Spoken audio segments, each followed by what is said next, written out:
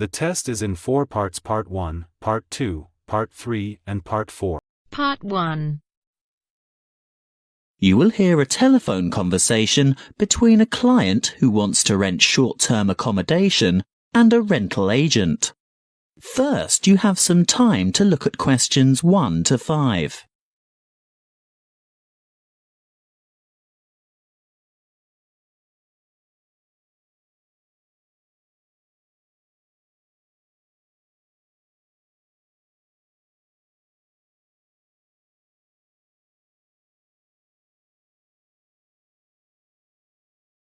Now we shall begin. You should answer the questions as you listen, because you will not hear the recording a second time. Listen carefully and answer questions 1 to 5.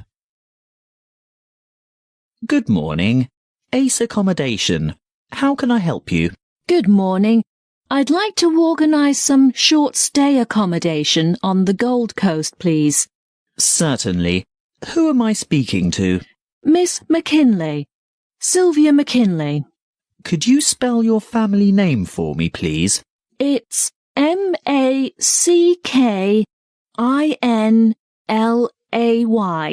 Thank you. And your first name is Sylvia? Yes. Is that with an I or a Y? A Y, the old-fashioned way. That's Sylvia.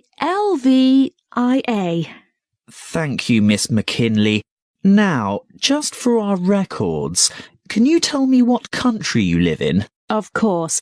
It's England, actually. I thought so. Now, when are you coming? Well, at the moment, we're planning on arriving on July the 26th. Oh, the 25th. That's the last day of the public holiday, and it might be difficult to find something available on that date. No, we're coming on the 26th of July. Oh, well, that's fine then. We'll have lots of good places vacant by then, although you wouldn't be able to move in until late afternoon, because our cleaning crew will need time to get everything ready for you. That suits us. Our flight won't get in until early evening anyway. How many of you will there be? Just my sister and myself. And how long do you intend to stay for? Oh, only a couple of weeks. We'd like to stay longer, but we'll have to get back to work. So, you're not coming on business then? No, it's just a holiday. Why, what difference does that make? Oh, you'd be surprised. Business people have different needs. You know, wireless internet, even fax machines and photocopiers. No, we won't need any of that stuff. We'll be coming to relax and get away from all that kind of thing. Before you hear the rest of the conversation, you have some time to look at questions 6 to 10.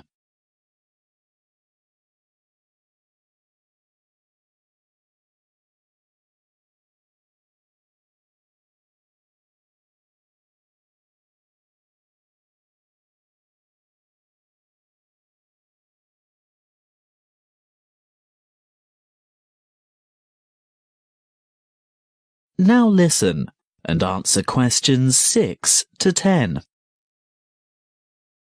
Good. Now, what exactly are you looking for? A house, a duplex, or an apartment? What's a duplex? Oh, that's what you might call a townhouse or a unit. You know, 2 houses semi-detached on the same property. Oh, I see. I think an apartment will suit us just fine. And how many bedrooms? 2. 1 or 2, it depends on the size. My sister and I don't mind sharing if it's a decent-sized bedroom with 2 beds. Well, that makes it easier. And car parking? Will you require a lock-up garage? They're a little harder to find with an apartment. We'll have a hire car. And as far as I know, there are no regulations concerning car parking. I think as long as it's not parked on the street and it's secure, There shouldn't be any problems. OK. Now, I'm assuming you want something by the beach. Yes, that's the idea. We want to enjoy the surf, sand and sunshine. OK. But before we settle on an area and discuss your price range, I'll need to know about other necessities. What do you mean? Well, for example, do you want to be close to a shopping mall or the casino or the fun parks? Or do you want to be in a complex with or near a swimming pool? No, none of that really matters to us. But we'd like to have reasonable access to the motorway so that we can drive up to Brisbane to visit friends there. Well, there are quite a few lovely small towns to choose from. There's Main Beach, which is north of Surfer's Paradise, or Mermaid Waters, which is a bit further south, or Palm Beach, which is quite a bit further south. Mermaid Waters sounds delightful. Is it close to the motorway? Well, not really. The M1 is actually closest to Palm Beach, and prices are likely to be more reasonable there too. That's settled then. Palm Beach it is. Now, if you'll just give me your email address, I can send you information about the town and lots of photos. Well, my email is smac13@hotmail.com. And one final thing. How much are you looking to spend per week on accommodation? Do you want something at the luxury end of the market? You know, newly redecorated, great views, all the mod cons? Not necessarily. Could we get something clean, comfortable and reasonable for $1,200 a week? Could you stretch that to $1,500 a week? I've got a property in mind that you'll absolutely love, but you'd have to go to $1,500. $1,200 wouldn't cover it. All right then, but that's our top limit. Good. I'll get on to this straight away, and there should be something in your inbox shortly.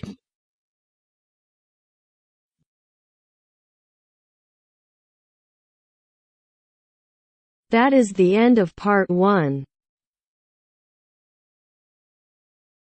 You now have half a minute to check your answers.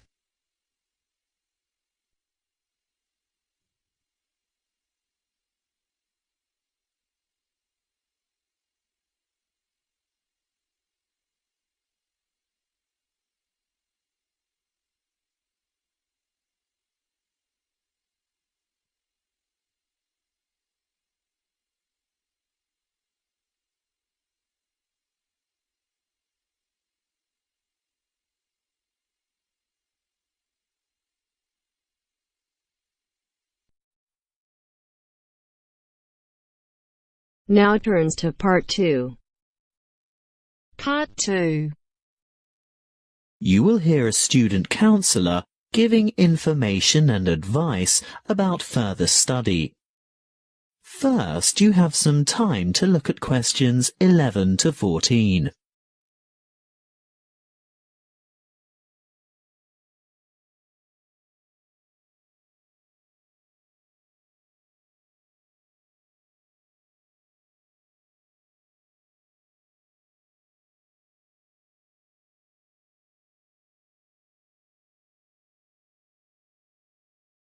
Listen carefully and answer questions 11 to 14. Are you thinking about further study? Well, listen to this before you make a decision. It will help you decide if going on to tertiary study is right for you, and it will help you make good decisions for the right reasons.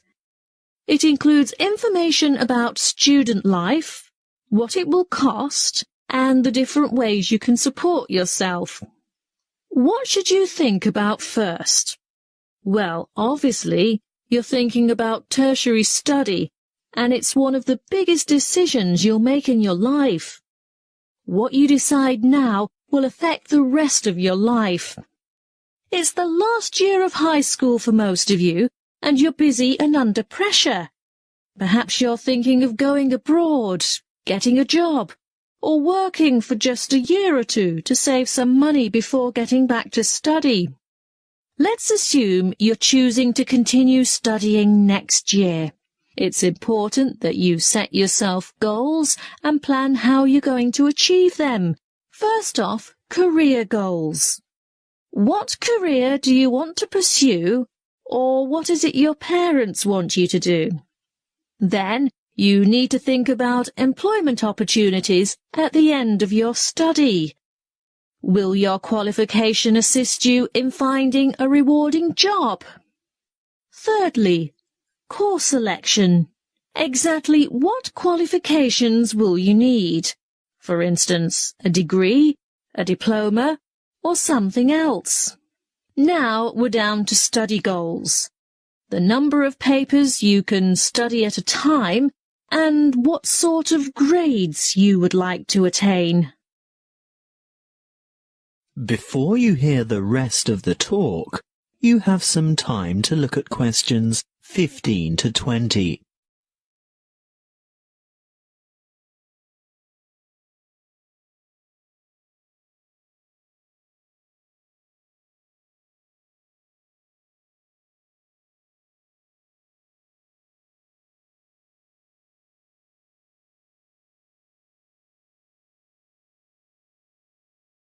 Now listen and answer questions 15 to 20. Now, how do you make all that happen? You might feel overwhelmed by all the choices, but there are people and agencies to help. Career Services is a great website with lots of useful information and a search tool for finding courses and providers throughout the country. Then, there are the tertiary education institutions themselves.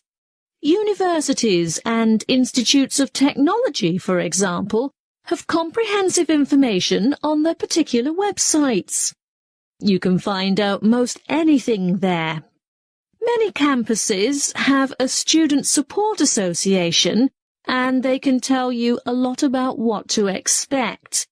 Don't be afraid to ask them anything. I'm sure they've heard it all before. It might also be worthwhile to make inquiries with potential employers to see if they will fund or partially fund your studies. If it is a trade you want to learn, the apprenticeship scheme will help you earn while you learn. That way you'll get valuable work experience while you're studying. If you're still at school, then search out your school careers advisor, who will have a variety of information and resources at hand and be able to give you the kind of guidance you need to make a fully informed decision. And, last but not least, don't forget your parents and other family members. They can be of enormous help too. Oh, one last thing that might help you make up your mind. Have you thought of applying for a scholarship? Some embassies, governments, and individual institutions offer scholarships to cover part or all of your study fees. Most large libraries have a comprehensive catalogue of the various grants, awards, and scholarships that are available.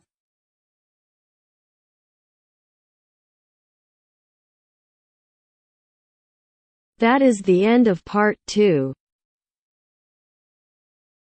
You now have half a minute to check your answers.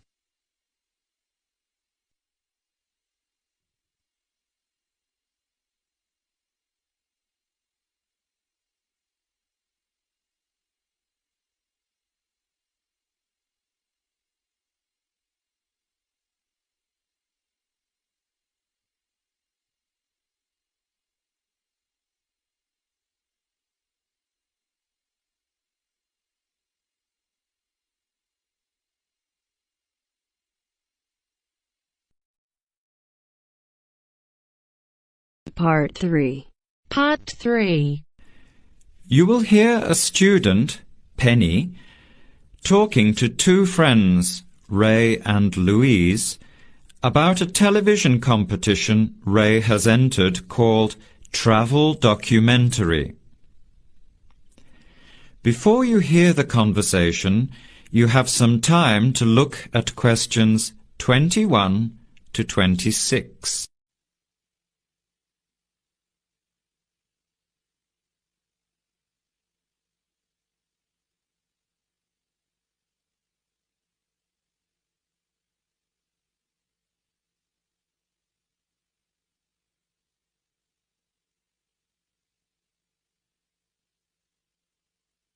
Now, listen carefully and answer questions 21 to 26. Hi, haven't seen you two in ages. What have you been up to? Hi, Penny. Ray is really excited. He's just been shortlisted for Travel Documentary. He could be off travelling around the world for 3 months. Travel documentary? What's that? You've never heard of it? Don't you watch TV? Well, actually, no, hardly ever. Especially since I've started working on my thesis. I don't have time to breathe, let alone watch TV. So what's this all about, Ray? Well, actually, it's a competition run by public TV. It involves my two great loves, travel and filmmaking. Is it that program where people are sent around the world making documentary videos? I have heard of it. Fantastic! So you've been chosen? Not yet. I'm one of 34 selected for an interview next week, so I've made it through the first cut. Yeah, there were over 200 applicants from around the country. Pretty amazing, hey? Well, I've been lucky so far. What's the next stage? 13 are chosen from the interview to do a 4-week training course in documentary filmmaking. Then the 8 finalists get sent off with a video camera to travel around the world. Sounds incredible. What's the catch? The catch is that every 2 weeks you have to send in a 10-minute video from a different part of the world. It's broadcast on TV along with the work of 3 of the other competitors and judged by a panel of experts and the TV audience. So you're under a lot of pressure. Wow, I guess so. You mean you're on television every 2 weeks? Yep, that's right. But first I have to be selected. Do you have to have any filmmaking experience to apply? Some background in photography or video making helps, but you're not supposed to be an expert. In fact, you can't apply if you've already worked in filmmaking. We all get the same 4-week course, so we start with the same skills. Can you go anywhere in the world you want? Each competitor makes up his or her own travel plans and has to get them approved. Before the conversation continues, you have some time to look at questions 27 to 30.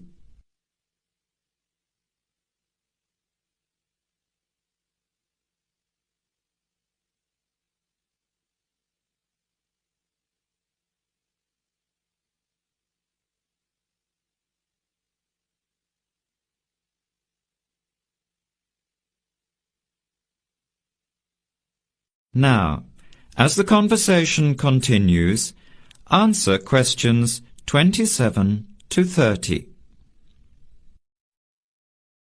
Have you talked with anyone else who has done it? As a matter of fact, just last week I met Sarah Price, a girl from here who did it last year. What did she have to say about it? She said it was the most amazing experience of her life, but it was really tough at times. I think you'd have to be really brave to take off like that alone with so much responsibility. It's not like going on a holiday, is it? No. 2 weeks in a country, often where you can't speak the language, to find a story, film it, organise all the editing. Then you're off to a completely different part of the world to start all over again. Pretty exhausting, but exciting too. What a way to see the world. What about Sarah Price? Did she have any bad experiences? She said the worst part was when she got some mysterious fever in Mongolia and thought she might have to be sent home. Fortunately, it got better, but she said it was scary to feel really ill when you're alone so far away. So what made you want to apply? When I saw the program on TV a while ago, I thought, this is for me. I've always wanted to travel, but needed to work for a year before I could even think about it. Then a new series started up. I thought, now's my chance. Don't you think you'll be lonely? I don't think I'll have time to be homesick. I'm more worried about having too much to do and not enough time to get things organised. So we might be watching you on television in the next few months. I hope so, if I'm lucky. When will you know for sure?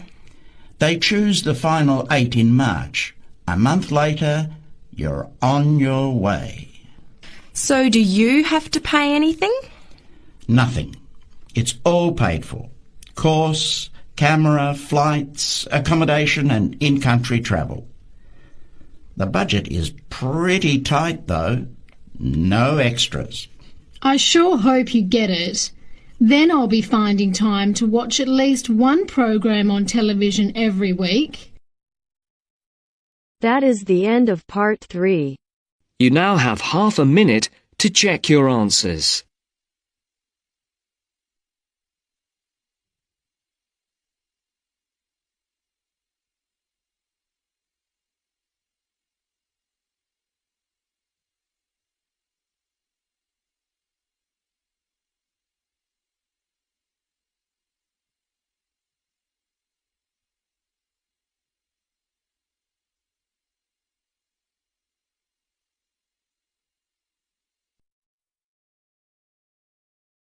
Now turns to part 4. Part 4. You will hear a talk on the work of a printing department at a university. First, you have some time to look at questions 31 to 40.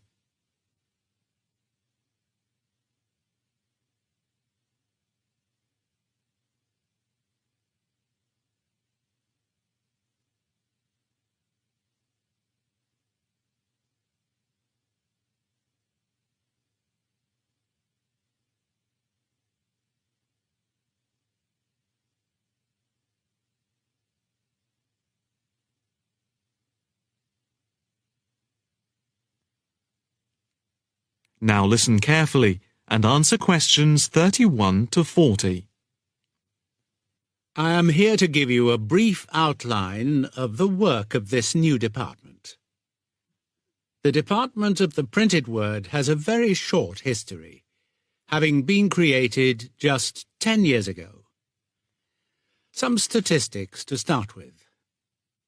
The first intake of undergraduate students consisted of 20 students, which rose to 37 in the second year, and we now have about 50 in the first year, doing a wide range of courses, full and part-time. We have a thriving research department, with 17 students on the taught MA course and 7 students doing research full-time. In all, we have 9 full-time lecturers and 16 part-time lecturers who work mainly but not exclusively in our evening department. Of the total student body, approximately 21% are from outside the country, a number which has been increasing steadily over recent years. Although students from overseas have to reach a minimum level of competence in English before they follow a course at the university, Some may require remedial help with their English. And we can offer help through the Student Support Services as part of the general assistance given to all students. For home students, both graduate and undergraduate, there are bursaries to help with travel and accommodation, for which I would advise you to contact Mrs. Riley at the end of this session. Increasingly, we are forging external links with organisations in the publishing world. And we have been very fortunate in that we have received money to sponsor not just various students within the department, but also technicians and lecturers. Each year we hold a series of lectures which are given by external speakers in the world of printing and the media. The series of workshops that you see around you have been built thanks to a very generous donation which has allowed us to develop our facilities for bookbinding and restoration. Now, the main work of the department relates to teaching the mechanism of printing. And as most printing is now so highly technological, all our students have to be computer literate. For those of you who are interested in taking a module in this department from another department, and who feel that you may not have the necessary computer skills, don't let the technology put you off. We have a number of specialist technicians who can support and deliver crash programs in the computing technology required. As long as you can switch on the computer, you are halfway there.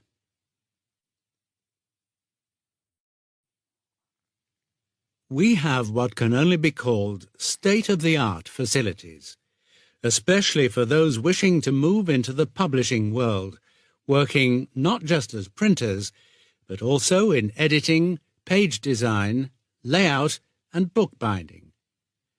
With the extensive facilities we have for book restoration, some of our former students are now employed as expert book restorers and conservationists, skills which were once almost dying out. In the display you will notice samples of work on book cover design, and as well as having all the necessary computer programs for dealing with printing, we have some old printing presses. Despite being largely a modern department, we do have an increasing interest in research into the history of the printed word, ranging from early European to Chinese and Japanese printing techniques. We have in fact some very well-known experts on early printing in Europe in the 15th and 16th centuries. If this area appeals to you, you can talk to Dr. Fred Clare afterwards. From China, we're lucky to have as a visiting lecturer Dr. Yu, who is an authority on early Chinese manuscripts and printing machines. If you are thinking about doing a module with us, or you are interested in doing research after you have finished your first degree, the person to talk to is Professor Clarkson, who will be able to give you all the details. For postgraduate research, you should really be thinking about applying now, even though we are only in December, as the department now attracts large numbers of people, and we always have many applications for each research position. That is the end of part 4.